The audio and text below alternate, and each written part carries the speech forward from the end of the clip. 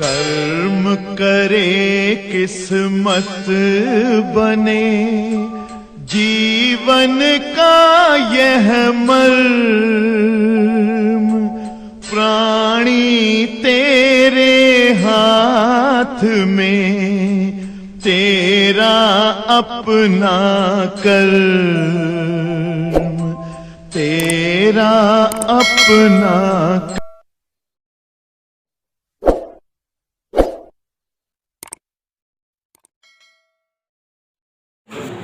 All of you listen me. Two long parallel wire. इसको बताया थे कल बेटा। हाँ 13 है बेटा। Question number 13. I am reading. Listen all of you.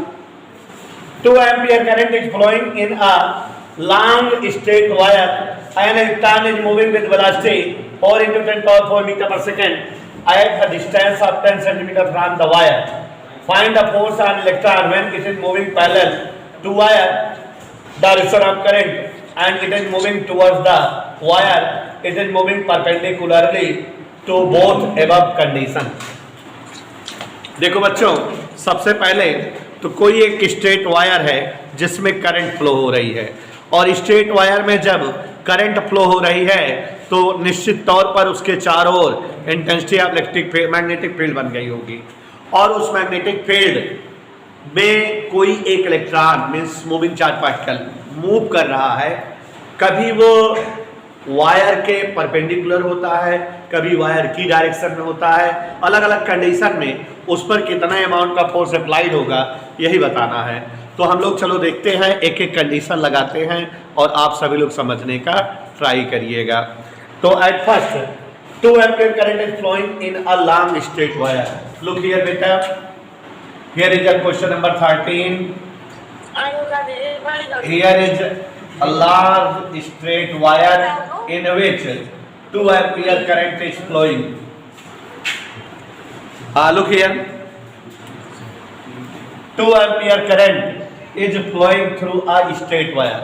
किसी straight wire में कितने एम्पियर की करंट फ्लो कर रही है बेटा? 2 एम्पियर। अब जब इसमें 2 एम्पियर की करंट फ्लो कर रही है तो अब आप समझो जरा क्या कह रहा है कि कोई एक इलेक्ट्रॉन 4 × 10⁴ मीटर पर सेकंड की स्पीड से इस वायर से 10 सेंटीमीटर डिस्टेंस में फ्लो कर रहा है। देखो जरा, इस वायर से 10 सेंटीमीटर की डिस्टेंस पर यहाँ एक इलेक्ट्रॉन है, मूविंग कर रहा है विद वेलोसिटी 4 × 10⁴ मीटर पर सेकेंड। ये आर दिया हुआ है। लुक हियर, सबसे पहले हम बिना क्वेश्चन पढ़े it is a current carrying wire, इसके चारों ओर कितने डिस्टेंस तक मैग्नेटिक फील्ड निकाल लें? 10 सेंटीमीटर की डिस्टेंस तक, क्योंकि 10 सेंटीमीटर डिस्टेंस पर कोई इलेक्ट्रॉन है तो यहाँ मैग्नेटिक फील्ड बन गया होगा चारों तरफ की, नहीं बेटा? That magnetic field can be calculated with the help of Biot-Savart law. Biot-Savart law कहता है B = μ0/2πI/r। ये फार्मूला होता है बेटा। अगर कोई करंट कैरिंग वायर हो, उसके चारों ओर कुछ दूरी पर इंटेंसिटी ऑफ मैग्नेटिक फील्ड अगर निकालना हो तो ये करंट कैरिंग वायर है, इससे 10 सेंटीमीटर की डिस्टेंस पर कोई एक इलेक्ट्रॉन है, मूविंग कर रहा है विद वेलोसिटी 4 × 10⁴ मीटर पर सेकंड की स्पीड से। तो अब इस पर जो है कितना फोर्स अप्लाइड होगा यही बताना है। तो यहाँ कोई एक करंट कैरिंग वायर है, इंटेंसिटी ऑफ मैग्नेटिक फील्ड इसके चारों ओर कितनी बनी है निकाल सकते हैं। कितना बेटा? μ0/2π मतलब 2 × 10⁻⁷। ओके, आई की जगह क्या राइट कर सकते हैं बेटा? 2 एम्पियर। आर कितना है? 10 × 10⁻²। Any doubt? सॉल्व कर बेटा। 2 2 जा और यहाँ -2 और 1 माइनस हो गया, -1 हुआ, इससे माइनस हो गया तो 10⁻⁶। कोई डाउट नहीं? ये इतना जो है मैग्नेटिक फील्ड है, इतना अमाउंट का इंटेंसिटी मैग्नेटिक फील्ड है। अब हम ये मैग्नेटिक फील्ड जो बना हुआ है, इस मैग्नेटिक फील्ड में देख रहे हैं कोई एक चार्ज पार्टिकल इलेक्ट्रॉन वो मूव कर रहा है, तो उस पर निश्चित तौर पर फोर्स अप्लाई होगा, लॉरेंट फोर्स। लॉरेंट फोर्स का फार्मूला क्या होता है बेटा? QVB sin θ। यही होता है ना। तो यहाँ B पता लग गया, V पता लग गया, और Q का मतलब चार्ज ऑन इलेक्ट्रॉन 1.6 × 10⁻⁹ कूलम। सभी बच्चे ध्यान देंगे। We have a straight current carrying wire in which 4 ampere current is flowing. एक वायर है जिसमें 2 एम्पियर की करंट फ्लो कर रही है।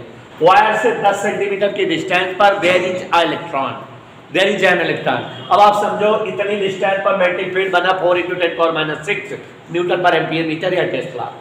इस मैग्नेटिक फील्ड में कोई इलेक्ट्रॉन मूविंग कर रहा है विद वेलोसिटी दिस, ये v है, इलेक्ट्रॉन का चार्ज ये है और ये मैग्नेटिक फील्ड भी है। जब कोई इलेक्ट्रॉन इस फील्ड में आएगा तो उस पर क्या लगेगा बेटा? Laurent force. लॉरेंट फोर्स का फार्मूला क्या होता है? F = q/v sin theta. यहाँ तक समझ में आया? लेकिन अब यहाँ कंडीशन दे रहा है एंगल निकालने के लिए। कह रहा है कि इलेक्ट्रॉन ऐसे आता है, ऐसे आता है, तो कैसे आता है देखो। हाँ? देखो बोल रहे हैं first part, it is moving parallel to the wire in the direction of current. ये जो है वायर के पैरेलल मूव कर रहा है। आपको पता है बेटा कि अगर किसी वायर में करंट फ्लो होती है तो उसके परपेंडिकुलर मैग्नेटिक फील्ड बनता है। तो मैग्नेटिक फील्ड तो बना ऐसे और वायर जा रहा है ऐसे, तो वायर इलेक्ट्रॉन जा रहा है ऐसे। इलेक्ट्रॉन की डायरेक्शन और फील्ड की डायरेक्शन परपेंडिकुलर है कि नहीं? तो इस केस में थीटा कितना रखेंगे? 90। समझ में आ रहा है? देखो part 1, when electron is moving parallel to wire के पैरेलल, या फिर कोई क्या फार्मूला होता है बेटा? किसी भी चार्ज पार्टिकल को मैग्नेटिक फील्ड में रखो, मूव कराओ, उस पर फार्मूला q/v sin थीटा लगता है। सबकी वैल्यू रखते बेटा। q की वैल्यू 1.6 × 10⁻⁹, वेलोसिटी की value 4 × 10⁴, intensity of magnetic field 4 × 10⁻⁶, sine कितना बेटा? 4 4 जा 16 जा, ठीक है। 4 से 6 माइनस हुआ -2 और 19, इसको हम राइट कर सकते हैं बेटा 2.56 × 10⁻20 न्यूटन। एनी डाउट बेटा? पहले पार्ट का आंसर आ गया, एवरीबॉडी समझ आया? और इसकी डायरेक्शन क्या होगी इस फोर्स की? दोनों के परपेंडिकुलर है ना। ये मैग्नेटिक फील्ड है, ये जो है चार्ज का डायरेक्शन है, ऐसे दोनों परपेंडिकुलर। हमेशा लॉरेंट फोर्स की डायरेक्शन चार्ज जिधर मूविंग करता है उसके परपेंडिकुलर और जो फील्ड होता है उसके भी परपेंडिकुलर। फील्ड ऐसे बना है, चार्ज ऐसे मूव कर रहा है तो फोर्स इधर होगा, ठीक है ना बेटा? दोनों के perpendicular. The direction of Lorentz force working on any charge particle is always perpendicular to the direction of magnetic field as well as perpendicular to the direction of motion of charge particle. नहीं समझे बेटा? Magnetic field की जो direction होती है, force की direction उस पर परपेंडिकुलर होती है, और चार्ज पार्टिकल जिधर मूव करता रहता है, मोशन डायरेक्शन जो होती है उसके भी परपेंडिकुलर होती है। समझ आया बेटा? समझ आया ना? हाँ, ध्यान दीजिएगा।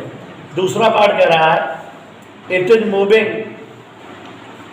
टूवर्ड्स द वायर, वायर की ओर जो है मूव कर रहा है ऐसे, और फील्ड ऐसे है, तब भी तो परपेंडिकुलर है। नहीं समझे बेटा? ये मैग्नेटिक फील्ड की डायरेक्शन है, चार्ज की डायरेक्शन अब किधर हो रही है? ऐसे, तो भी तो दोनों के बीच परपेंडिकुलर एंगल है। Towards the wire. समझ में आ रहा है बेटा? बोलो यार तुम तो यार। Yes sir. और बेटा कैलकुलेशन नहीं करेंगे, डायरेक्ट आया हुआ है,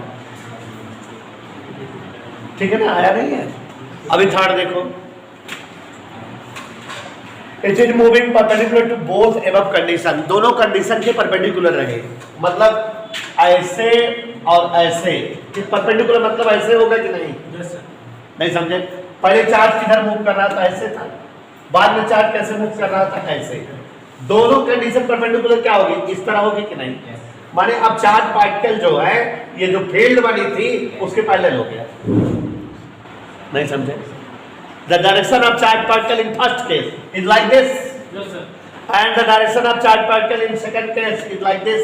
चार्ज वायर की ओर था, लेकिन क्या रहा कि अब अगर जो है चार्ज पार्टिकल दोनों कंडीशन के परपेंडिकुलर रन करे, माने ऐसे रख कर दोनों के परपेंडिकुलर मतलब इस तरह से ना बोर्ड के बाहर की ओर, और उधर है तो यहाँ मैग्नेटिक फील्ड भी था, माने in this case the direction of field as well as direction of motion of charge particle parallel, angle zero, force क्या हो जाएगा बेटा, Q will be sin 0 means 0।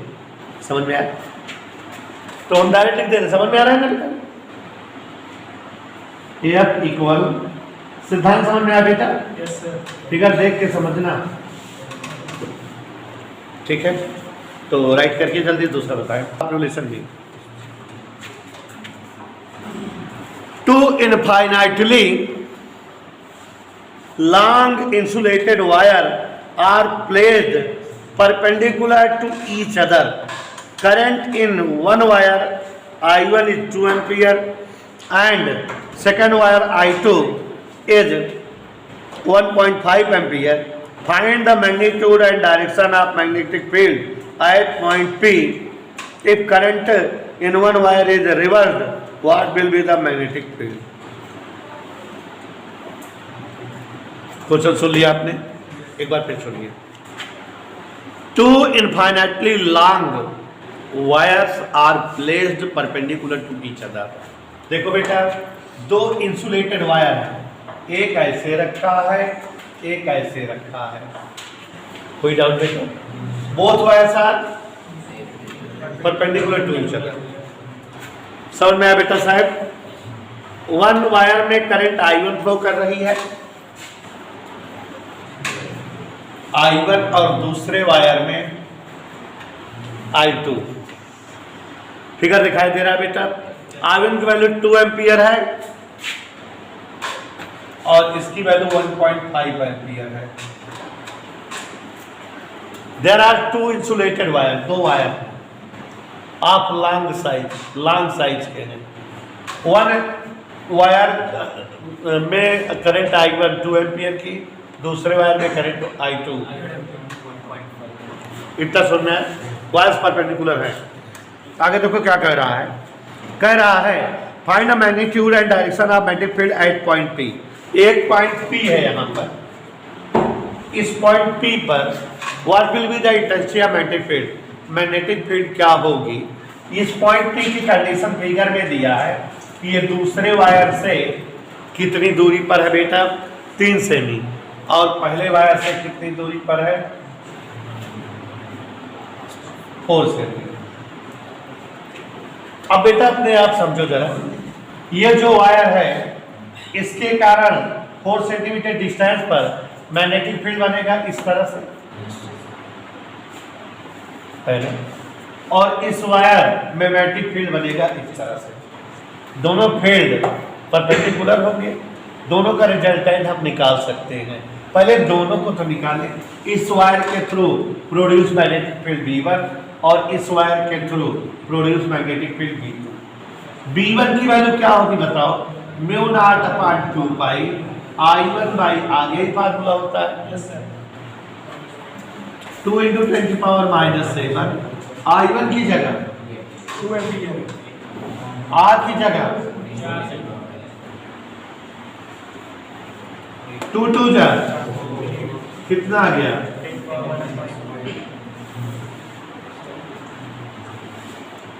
Any doubt बेटा? क्लियर? अब इस वायर के कारण भी इंटेंसिटी मैग्नेटिक फील्ड बनेगी और वो हम निकाल सकते हैं V2 इक्वल क्या आ जाएगा बेटा, I कितना है वहां पर, और ठीक है ना बेटा, 1.5 2 नहीं 3 से 3।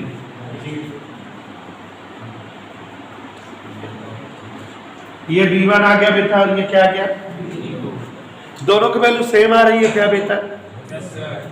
दोनों वैल्यू सेम आ रही है। हमको बताना है बेटा कितना मैग्नेटिक फील्ड बनेगा कहां पर बेटा। तो अब अपने आप समझो जरा गौर से, इस वायर के कारण मैग्नेटिक फील्ड की डायरेक्शन लुक लाइक दिस होगी, ऐसे होगी ना बेटा। और इस वायर के कारण मैग्नेटिक फील्ड करंट जो फ्लो हो रही है उसके परपेंडिकुलर कैसे होगी बेटा, ऐसे। ना, ध्यान समझो जरा, कहानी यहाँ क्लियर है। There are two wires which are perpendicular to each other. एक पॉइंट पी है पहले से 3 की, दूसरे से 4 की डिस्टेंस पर। इस वायर का मैग्नेटिक फील्ड निकाल लिए, इस वायर का मैग्नेटिक फील्ड निकाल लिए। हमको रिजल्टेंट मैग्नेटिक फील्ड चाहिए। मैग्नेटिक फील्ड बेटा वेक्टर क्वांटिटी है। हमको अगर पता लग जाए दोनों फील्ड किस डायरेक्शन में है तो हम रिजल्टेंट निकाल सकते हैं। We can calculate resultant magnetic field if we have knowledge of direction of magnetic field each. तो दोनों की डायरेक्शन कैसे है खुद बताओ बेटा। जिधर करंट फ्लो होती है उसके परपेंडिकुलर मैग्नेटिक फील्ड बनता है। तो अब अपने आप फिगर देखो, इसका मैग्नेटिक फील्ड ऐसे बनेगा कि नहीं, परपेंडिकुलर। और इसका मैग्नेटिक फील्ड कैसे बनेगा, जैसे ये परपेंडिकुलर है ऐसे बनेगा। दोनों मैग्नेटिक फील्ड कैसे हो गए, सेम डायरेक्शन में था। देखो ये इधर वाला है और उसका ऐसे है, तो दोनों सेम डायरेक्शन में हो गए कि नहीं। कैसे हो गए दोनों, बोर्ड के तल के परपेंडिकुलर। और जब जो है कभी दो वेक्टर सेम डायरेक्शन के होते तो रिजल्टेंट क्या हो जाता है, उनका सम, एडिशन। ये तो ना बेटा। सो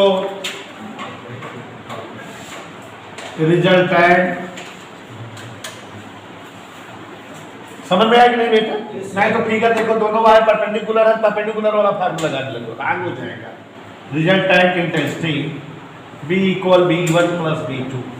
B की वैल्यू क्या आई है बेटा, B2 वैल्यू।